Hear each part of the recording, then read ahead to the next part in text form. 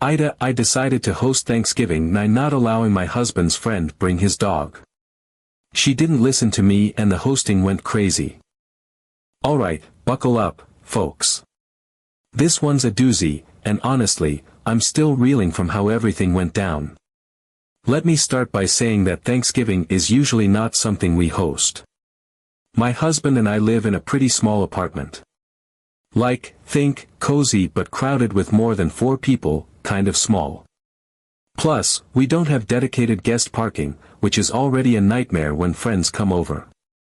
For these reasons, we've never really done big gatherings here, but this year, my husband was really excited about the idea of hosting.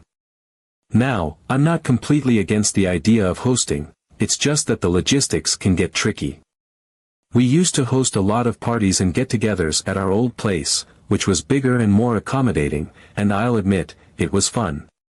I miss those days. So when my husband suggested hosting Thanksgiving this year, I figured, why not? He seemed so thrilled about it, and it felt like a way to bring back some of that old magic. Most of our guests are friends rather than family, so it's not the most traditional Thanksgiving setup, but it's always been a good time. To make things easier and avoid the kind of stress that comes from single-handedly pulling off a Thanksgiving feast, we decided to go with a potluck-style dinner. Everyone agreed to bring a dish, and honestly, I was so relieved. The idea of juggling a turkey, stuffing, mashed potatoes, and all the sides in our tiny, galley-style kitchen was enough to give me heart palpitations. Not to mention, we have limited counter space, so even trying to prep more than one dish at a time feels like a game of culinary Tetris. Having everyone contribute a dish felt like the only way to make this work without completely losing my sanity. One of our friends, let's call her Chelsea, immediately volunteered to make the turkey. It was like the Thanksgiving gods had smiled upon us because there was no way I was going to attempt something that big in my oven, which honestly struggles to bake cookies evenly. I've never roasted a turkey in my life, and the thought of potentially screwing it up in front of everyone was just, no. Chelsea, on the other hand, is known in our group for her cooking skills. She's that friend who brings perfectly plated dishes to potlucks and somehow makes it all look effortless. Her turkeys, in particular, are legendary. They're always golden brown, juicy, and seasoned to perfection. I mean, people actually rave about them weeks later. So when she offered, it felt like a huge weight had been lifted off my shoulders. Turkey. Check. Crisis averted. Fast forward to Thanksgiving Day, and I was running around like a maniac trying to get everything ready. I'm talking full-on panic mode, shoving random clutter into closets, cramming coats and bags into the laundry room, and desperately trying to make our cramped little apartment look presentable. You know when you start cleaning one area, and suddenly you notice 5 other things that need to be fixed. That was me. Every smudge on the walls, every stray sock under the couch, I saw it all, and it was driving me nuts. My strategy basically boiled down to shoving anything remotely messy out of sight and praying no one opened the wrong door. To top it off, we don't have a dishwasher, so I was already fighting a losing battle with the sink, which was practically overflowing with last night's dinner dishes. I lit every candle I owned to mask the faint smell of whatever had been lurking in the drain, and by some miracle, the place started to look halfway decent. My husband was in a great mood the whole time, bless him. He was bustling around, vacuuming, tidying up, and texting friends to confirm their arrival times. It felt like a team effort, and for a brief moment, I thought, okay, maybe this won't be so bad. That's when we got a text from one of his friends, let's call her Emily, asking if she could bring her cat. Now, don't get me wrong, I love animals. I'm the kind of person who stops to pet dogs on the street and watches cat videos to unwind. But my immediate reaction was, absolutely not. First of all, our apartment was already going to be packed. We were squeezing 10 people into a space that feels tight with more than 4, so adding a cat to the mix. Hard pass. Secondly, it was a dinner gathering. I just couldn't imagine how comfortable it would be for the cat to be surrounded by loud voices, clinking dishes, and people bustling around. And let's not forget the logistics. Where was the cat going to hang out? On the table? Underfoot while we're serving food? It just didn't make sense. So I politely told Emily that pets weren't allowed, explaining that our space was small and not really pet-friendly for an event like this. To her credit, Emily was super understanding. She immediately said, "No problem," and mentioned she'd make other arrangements for her cat. I breathed a sigh of relief. Crisis averted, or so I thought. It was one of those moments where you think, great, one less thing to worry about. If only I'd known what was coming next. But then my husband brought up a potential issue. He reminded me that Chelsea has a dog. And not just any dog, a medium-sized, very excitable dog that she brings everywhere. Like, if you've met Chelsea, you've probably met her dog within 5 minutes. It's her whole personality. Now, I have no problem with people loving their pets. I think it's great when people treat animals like family. But there's a time and a place, and I didn't think our tiny apartment during a crowded Thanksgiving dinner was it. My husband suggested we give Chelsea a heads up about the no pet rule, just in case she was planning to bring her dog. I agreed, even though I had this sinking feeling about how it might go. See, Chelsea has a bit of a history with this kind of thing. There have been a few events in the past where she wasn't allowed to bring her dog, and it caused some, let's say, tension. But I figured we'd be fine as long as we were polite about it. So my husband texted Chelsea, asking if she was planning to bring her dog and gently explaining that, unfortunately, we couldn't accommodate pets for this particular gathering. He kept it short and polite, straight to the point. To be honest, I could tell he wasn't thrilled about sending the message, but I figured it would be less awkward coming from him since they've been friends for longer. I even offered to step in and make the call myself if he wanted me to, but he assured me he could handle it. I didn't press the issue, though in the back of my mind, I couldn't shake this nagging feeling that this conversation might not go as smoothly as I hoped. A little while later, Chelsea called him instead of texting back. My husband, looking a little uneasy, decided to put her on speaker so we could both be part of the conversation. From the moment she spoke, I could feel the tension building. Her tone wasn't friendly or neutral, it was clipped and had this underlying edge of irritation, like she was already bracing for a fight. She didn't even ease into the call with pleasantries or small talk. Her first words were, "You know, I always bring my dog everywhere," and the way she said it wasn't a casual observation. It sounded more like a challenge, like she was daring us to contradict her. I'll admit, I was taken aback.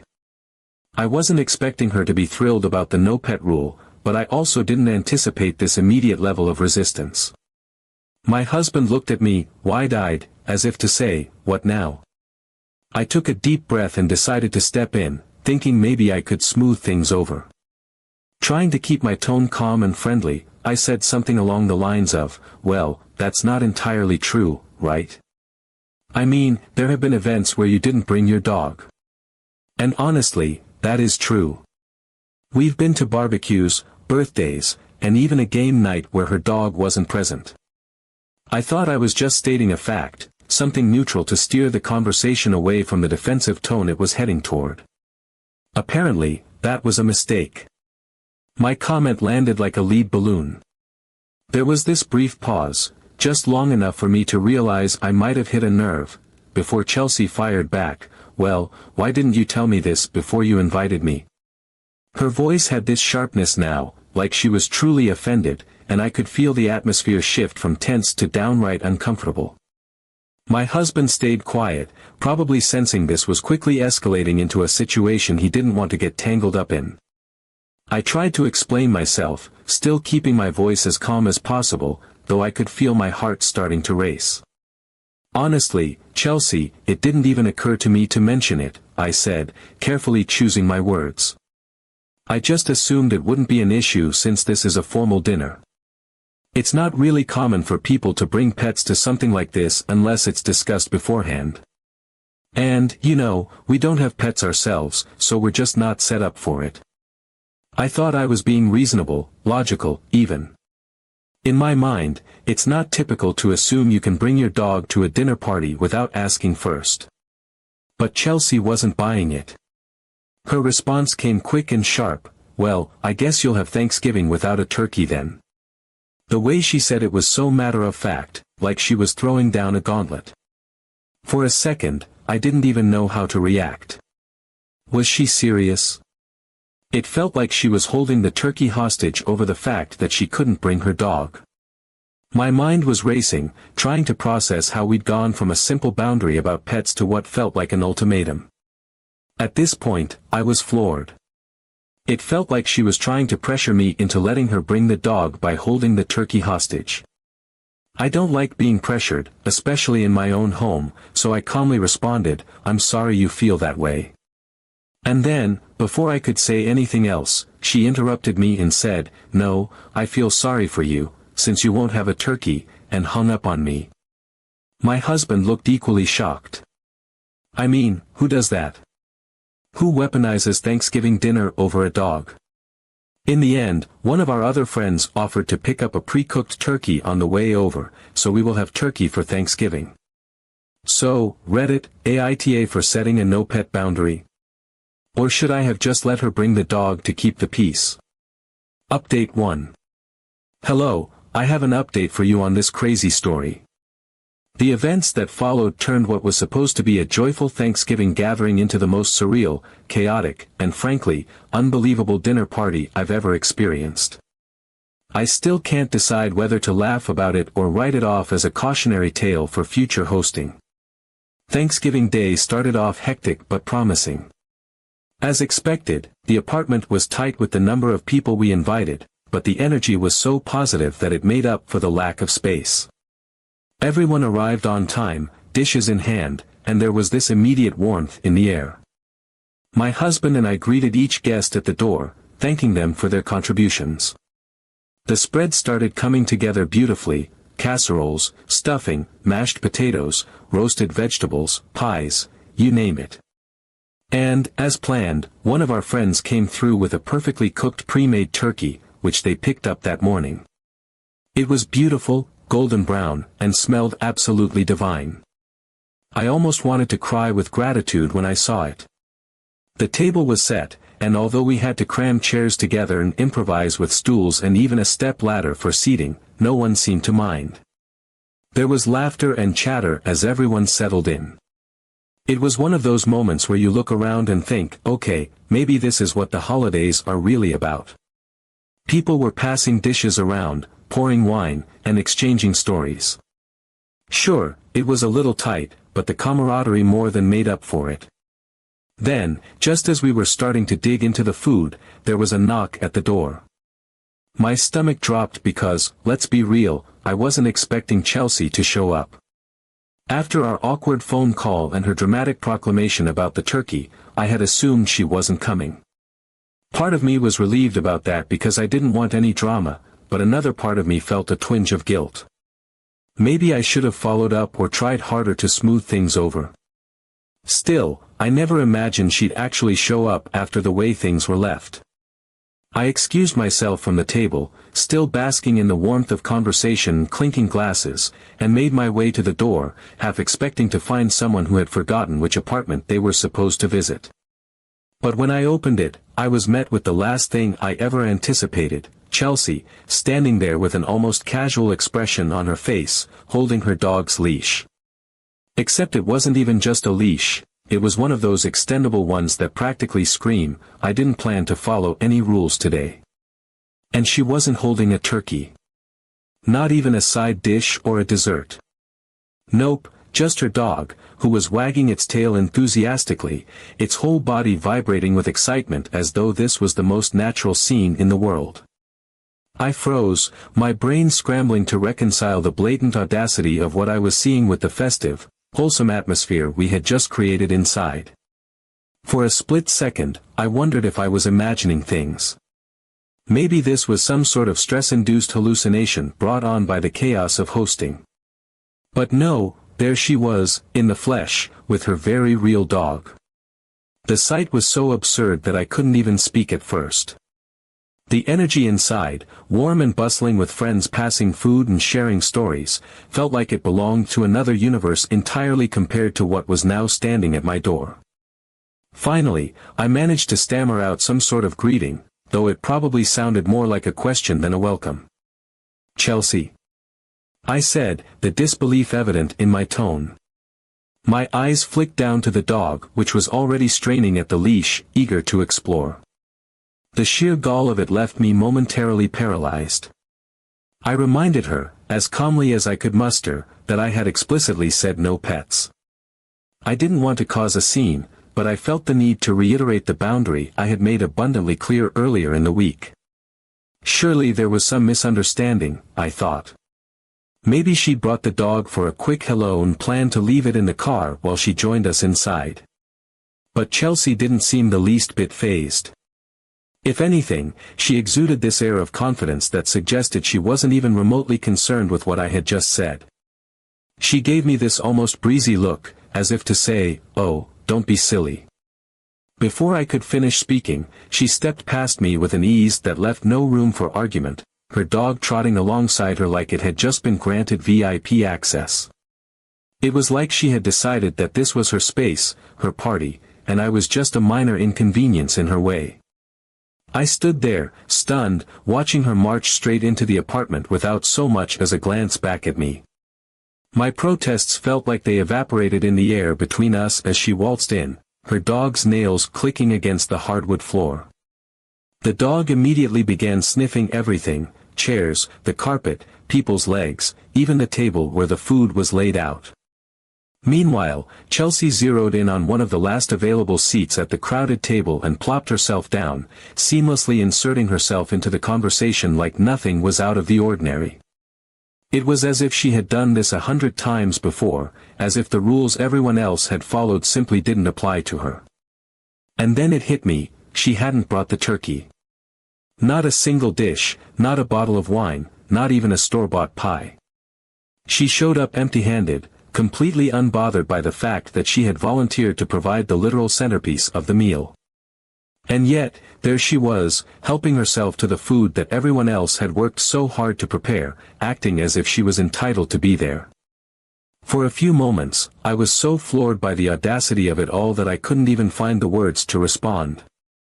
The dog, meanwhile, was making itself at home, wagging its tail as it explored every corner of the apartment. It sniffed at guests' shoes, nudged its nose into bags left by the door, and even attempted to jump up onto one of the dining chairs. As the meal went on, Chelsea continued to act like everything was perfectly normal, as though nothing about her presence or her dog's antics warranted even the slightest acknowledgement. She sat comfortably in her seat, chatting with the person next to her and laughing at stories like she was the life of the party.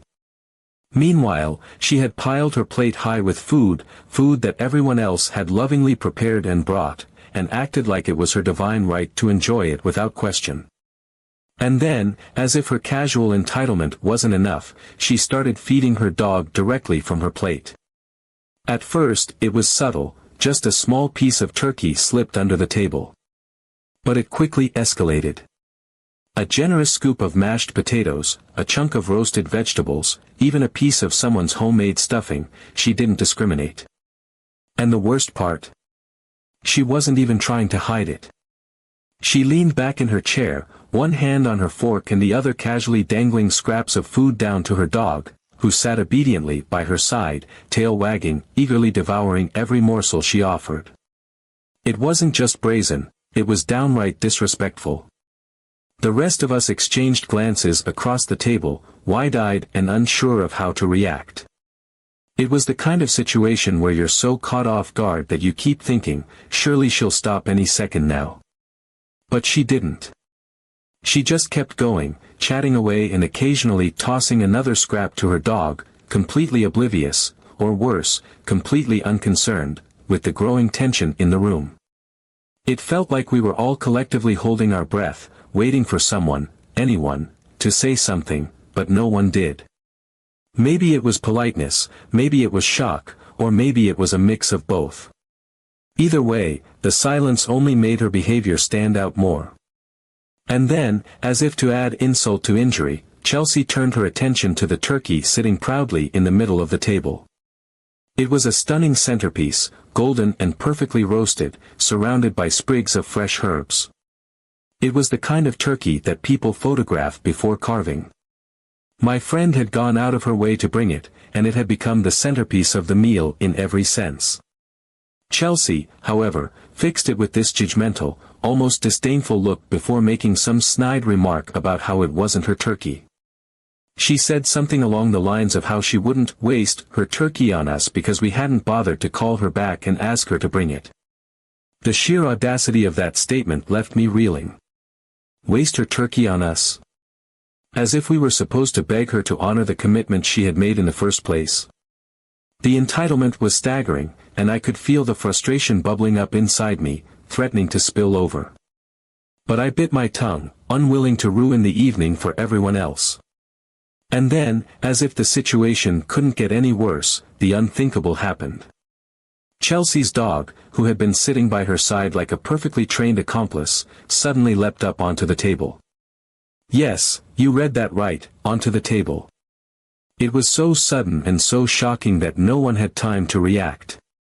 Plates rattled, glasses wobbled, and the dog's nails clicked against the surface as it stood there, sniffing at the dishes spread out before it.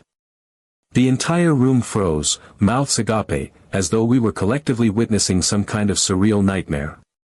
It was like a slow-motion train wreck. The dog's nose twitched as it zeroed in on the turkey, and before anyone could move, it lunged forward, grabbed a chunk of the turkey in its mouth, and jumped back down onto the floor, taking its prize with it. The room erupted into chaos. People gasped and pushed back their chairs, some trying to salvage the dishes closest to them while others simply sat there in stunned silence, trying to process what had just happened. The beautiful turkey, the one my friend had so generously brought to save the day, was now missing a significant portion, and the dog was happily chomping away at its prize on the floor, completely oblivious to the outrage it had caused. Chelsea, however, didn't seem the least bit fazed. If anything, she looked amused. She actually smiled, this smug little smirk, and made some ridiculous comment about how even her dog was outraged that it wasn't her turkey on the table. It was so absurd, so completely out of line, that for a moment, no one even knew how to respond. The audacity of it all was beyond anything I had ever experienced. That was the breaking point for me.